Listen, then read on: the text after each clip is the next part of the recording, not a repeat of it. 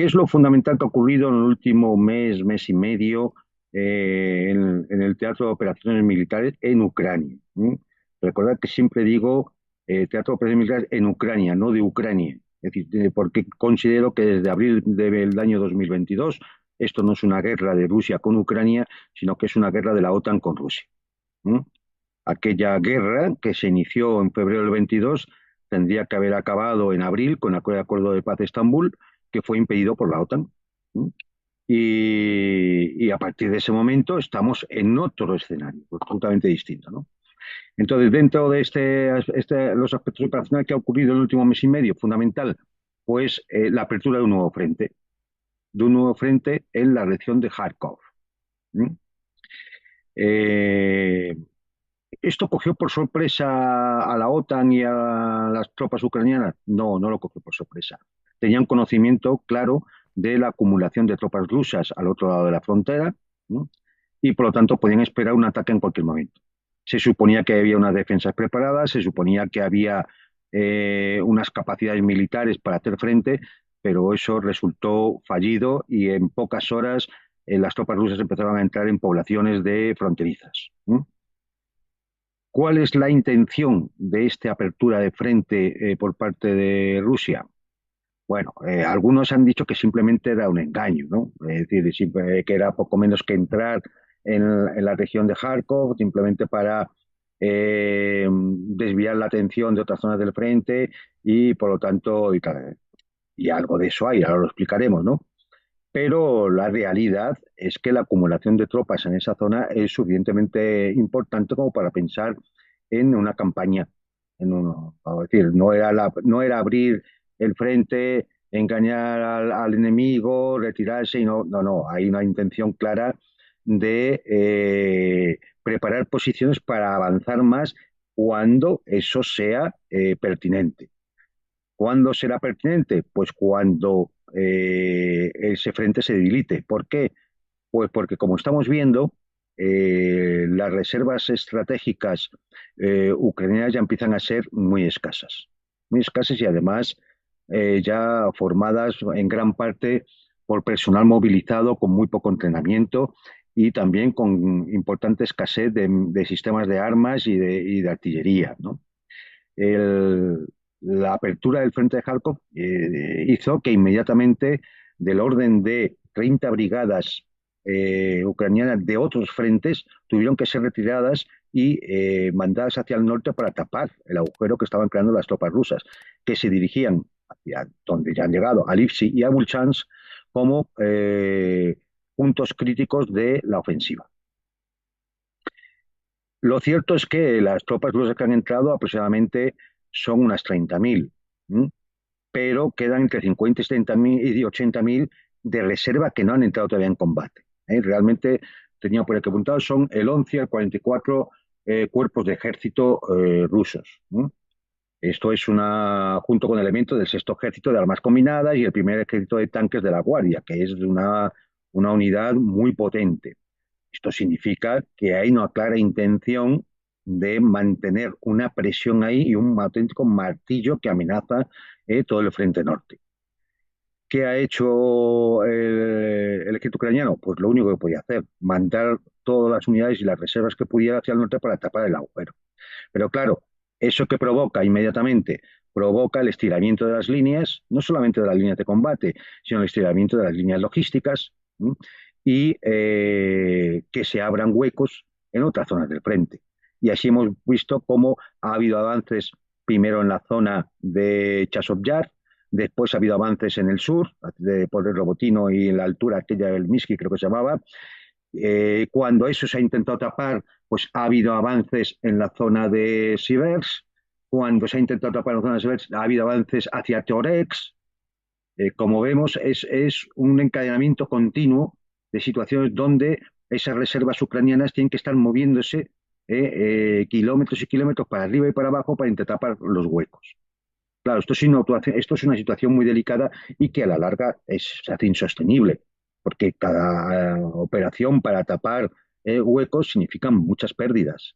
Pérdidas, agotamiento de equipos, agotamiento del propio personal, de las propias tropas, Con lo cual estamos hablando de algo más que una simple finta, que una simple masquirovka, que un simple engaño, ¿no?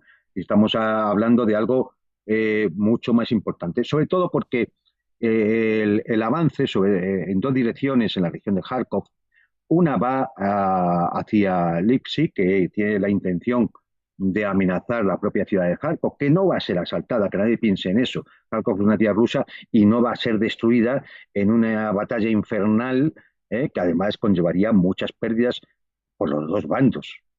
No tiene ningún sentido. Es mucho más importante el eje. Otra cosa es que se la amenace con la artillería de Tbilisi, que está a unos 30 kilómetros.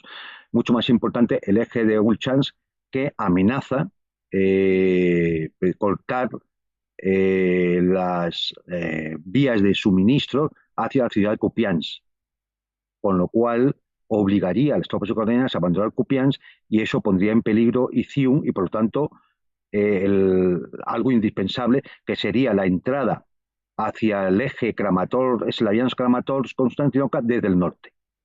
Eje que ya está amenazado desde el sur ahora mismo, porque ya se va avanzando hacia Constantinopla, ¿no? Es decir, se está creando ahí una pinza que se tardará tiempo en completar, sin duda, qué duda cabe, porque todavía hay muchos efectivos ucranianos operativos que ejercen, lógicamente, una resistencia importante, con lo cual no esto, que nadie piense en que estas cosas se resuelven en una, 2 o 3 semanas. Eso no entender realmente lo que es una campaña militar. Las campañas militares suelen durar mucho tiempo, hasta conseguir alcanzar los puntos críticos y el centro de gravedad del enemigo. Mm, lo que pasa es que, bueno, pues día a día sí que vamos viendo pues que si se ha liberado tal asentamiento, tal población, si se ha avanzado o se ha alcanzado tal posición, si se ha sobrepasado determinada línea en algún punto del frente. Eso lo vemos día a día y, de hecho, en todas estas semanas hemos ido viendo cómo un día 1 kilómetro, 1,5 kilómetros, otro día 4 kilómetros, otro día 700 metros, pero siempre ha habido avances. Esto ha sido constante ya casi desde el comienzo del año. Avances rusos, poco a poco. ¿Y por qué poco a poco? Que a veces parece hasta desesperante. Pues por una razón muy sencilla, porque la intención del alto mando ruso es minimizar como sea las pérdidas propias. Entonces, ¿qué se suele hacer? ¿Cuál es el mecanismo que se está llevando a cabo? Pues se lanza hacia determinada posición, asentamiento, población o lo que sea, se lanza una unidad mecanizada. Esa unidad mecanizada, ¿qué provoca? Pues que provoca que desde las posiciones ucranianas se la ataque para pararla, lógicamente. ¿Mm? En ese momento, lógicamente, con la batalla de drones que existe ahora mismo en los espacios, en el espacio aéreo ucraniano, los drones detectan las posiciones de donde se golpea a esas unidades que intentan avanzar. Cuando ya se identifican esos objetivos, tanto la artillería como la aviación sobre todo con la FAB 500, la FAB 1000, la 1500, ¿no? Pues lo que se hace es machacar esas posiciones de tal manera que o se retiran o son destruidas y el avance ruso puede continuar. ¿Puede continuar cuánto? 500 metros, 700 metros, 1,5 kilómetros, hasta que se vuelva a repetir el mecanismo, ¿no? Esta es la forma de avanzar. Claro, esto pone a las tropas ucranianas en un verdadero aprieto porque les deja muy pocas opciones de poder reaccionar con éxito a estos pequeños avances. En definitiva, ¿cuáles son entonces los objetivos operativos de esta campaña en Kharkov? Uno, estirar claramente el frente lateralmente para debilitar a las tropas ucranianas, ¿m? Y atraer todas las reservas posibles. Esas reservas, claro, van a sufrir, van a ser debilitadas.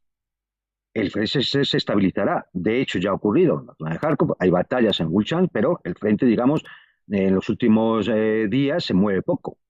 ¿Eh? ¿Por qué? Porque se está machacando esas reservas. Pero, claro, si ahora se avanza por Torres, tendrán que quitar reservas de allí y bajarlas para intentar mantener la línea en Torres y que no se provoque ahí una bolsa. Con lo cual, la consecuencia inmediata es que vuelve a debilitarse la situación en el norte. Y así estamos en un frente de 1.200 kilómetros, ¿m?